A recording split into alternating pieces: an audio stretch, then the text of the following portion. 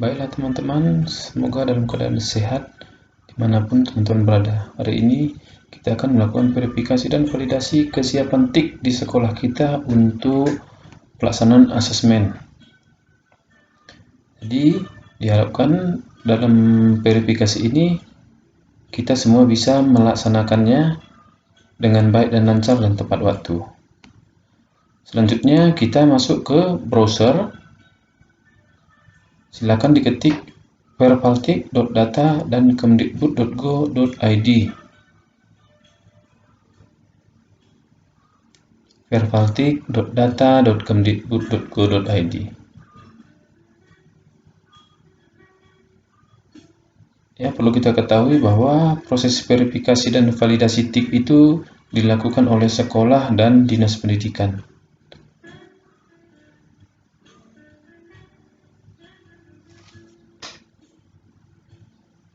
Silakan login menggunakan akun yang sudah terdaftar pada sdm.data.kemdikbud.go.id.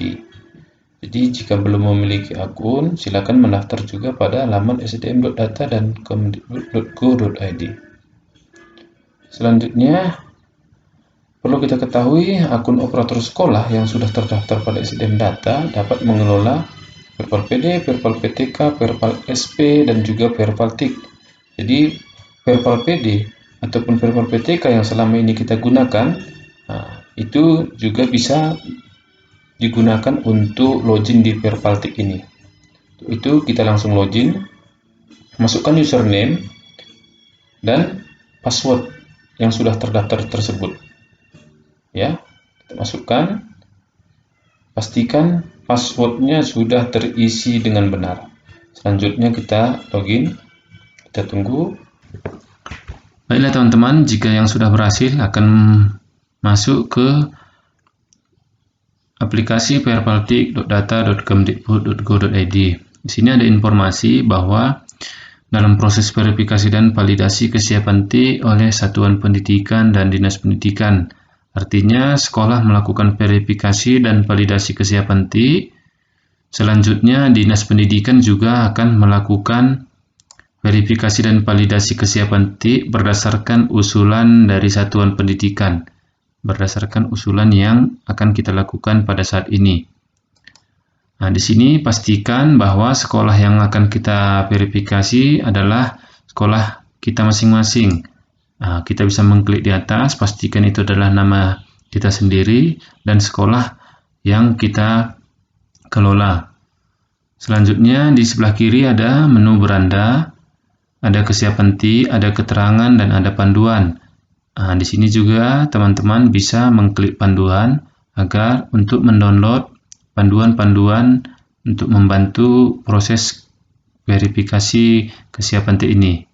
Nah, di sini ada kesiapan TIK, ada profil dan ada verval. Kita memilih verval. Nah, selanjutnya menu ataupun formulir kesiapan TIK sekolah sudah disajikan di daftar ini.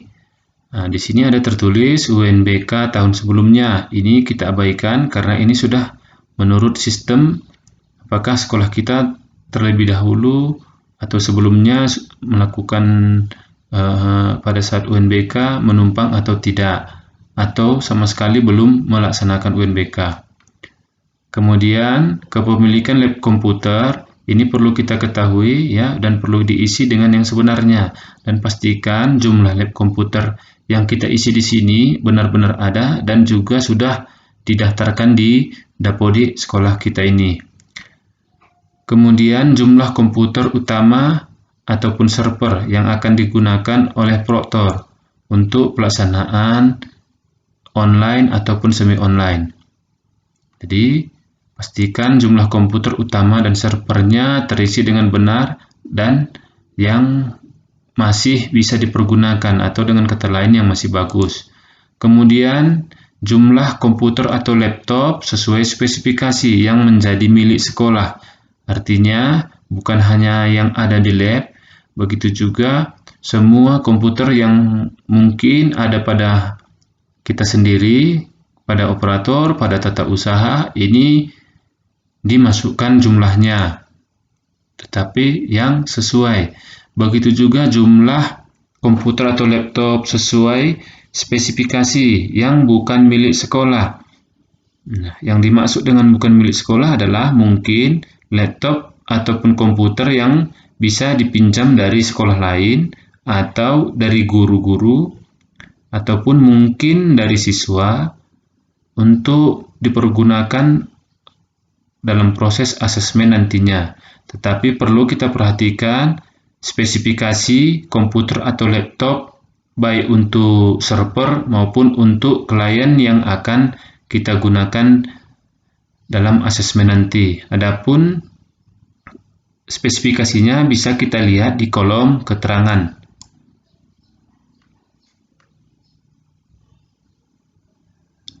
Ya, di kolom keterangan. Semi online. Nah, jadi untuk proktor, semi online itu tidak bisa laptop. Jadi untuk server, komputer utama atau proktor tidak bisa laptop apabila semi online. Tetapi bila kita online itu bisa mempergunakan laptop dengan catatan komputer kita ataupun laptop kita terhubung ke internet. Selanjutnya, spesifikasi yang diperlukan oleh server yaitu prosesornya ada CPU 4-core, RAM-nya 8 GB, ruang penyimpanan kosong 250 GB, sistem operasi Windows 10, dan perbandingannya nanti satu server itu untuk 15 komputer klien. Ya, satu server untuk 15 komputer klien. Kemudian untuk komputer klien, ya, berbentuk desktop PC, all-in-one PC, atau laptop. Jadi kalau untuk klien, laptop bisa. Kemudian prosesornya juga sama, ya, seperti untuk online juga. CPU-nya minimal dual core, RAM-nya 2 GB, monitor 11,6 inci, dan resolusi monitor minimal 1024 x 720. Sedangkan untuk hard disk atau ruangan penyimpanan yang kosong itu minimal 10 GB. Sistem operasinya Windows, Linux, Mac OS, Chrome OS, dan Raspberry. Dan tambahan untuk online itu bisa memiliki webcam, ya, web kamera. Itu opsional, ya. Selanjutnya kita kembali ke kesiapan TIK. Jadi untuk spesifikasi tadi ada di kolom keterangan, mohon dicatatkan dan disesuaikan dengan komputer yang ada di sekolah. Kemudian selanjutnya jumlah komputer laptop yang tidak sesuai. Mana tahu ada komputer atau laptop kita yang masih bagus tetapi tidak sesuai spesifikasi. Tolong dimasukkan berapa jumlahnya, diisi dengan data yang benar. Selanjutnya sumber listrik. Ini bisa kita pilih sumber listrik yang ada di sekolah. Jika PLN, tentukan dia PLN. Jika masih tenaga surya atau ada PLN dan diesel, bisa dipilih sesuai dengan yang sebenarnya. Daya listrik juga diisi sesuai dengan besar daya yang dimiliki oleh sekolah. Jangan ditambah-tambahin dan jangan dikurang-kurangin, karena ini sangat mempengaruhi proses kesiapan instrumen kita ini. Selanjutnya, jaringan internet. Ini tolong diisi yang sebenarnya. Apakah kita menggunakan Telkom Speedy, Telkom Flash, Indosat IM3, atau yang lainnya. Silakan dimasukkan. Jika memang memiliki modem, ya sesuaikan. Apakah dia pakai Telkom Flash, Telkomsel Flash. Selanjutnya, ada akses internet lainnya. Ini dikosongkan saja. Selanjutnya kita masuk ke bandwidth, ya, untuk download dan upload. Ini ada berapa Mbps. Untuk mengetahui proses download ataupun upload bandwidth kita ini, silakan diklik speedtest.cbn.id.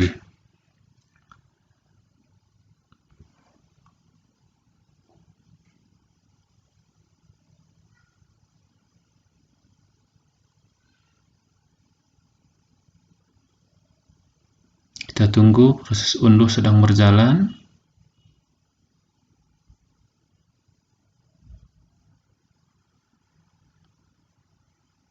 Kemudian proses unggah juga sedang berjalan. Kita tunggu.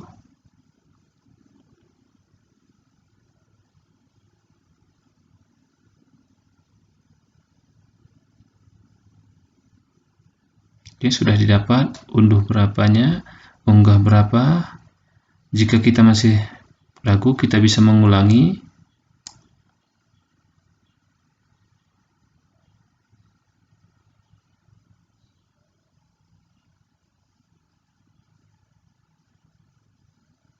Tunggu proses unduhnya.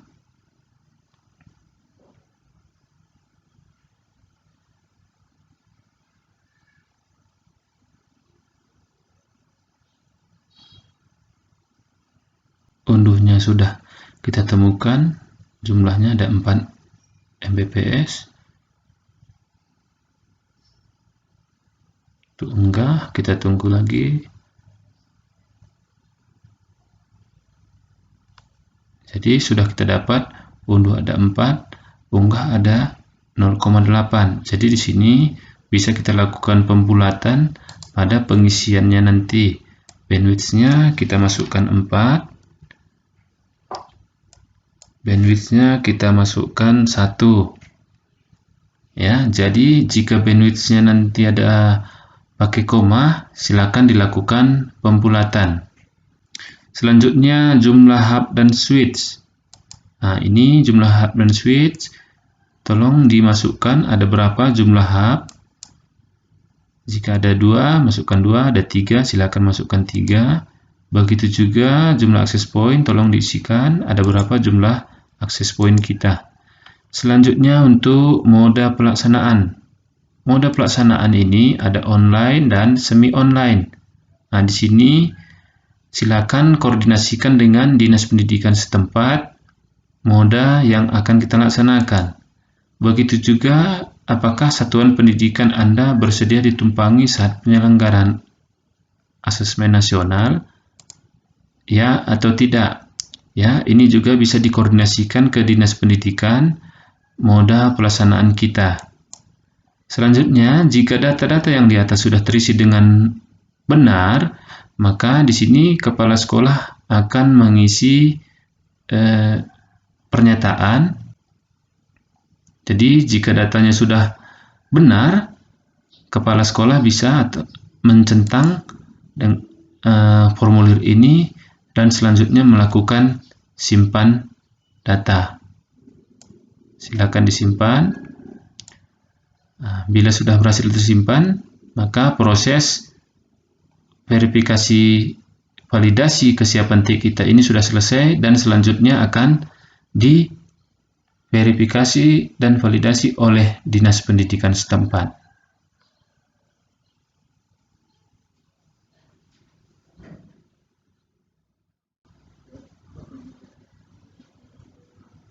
Ini adalah contoh hub atau switch yang biasa kita lihat. Dan selanjutnya ini adalah contoh access point. Atau kalau di sekolah mungkin ada access point dari SPD.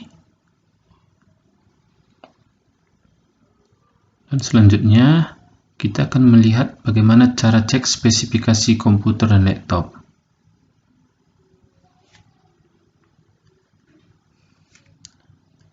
Sini kita mengklik pada menu pencarian di start, yaitu DXDIAC. DXDIAC.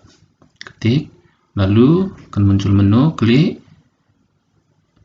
DXDIAC-nya klik, selanjutnya akan muncul menu DirectX Diagnostic Tools. Nah, di sini sudah tersedia sistem operasi, prosesor, dan juga memori yang ada di komputer atau laptop yang kita cek ini. Jangan lupa untuk mencatat spesifikasi tersebut. Selanjutnya untuk proses cara daftar akun untuk operator yang belum terdaftar. Silakan dibuka situs sdm.data.kemendikbud.go.id pada browsernya.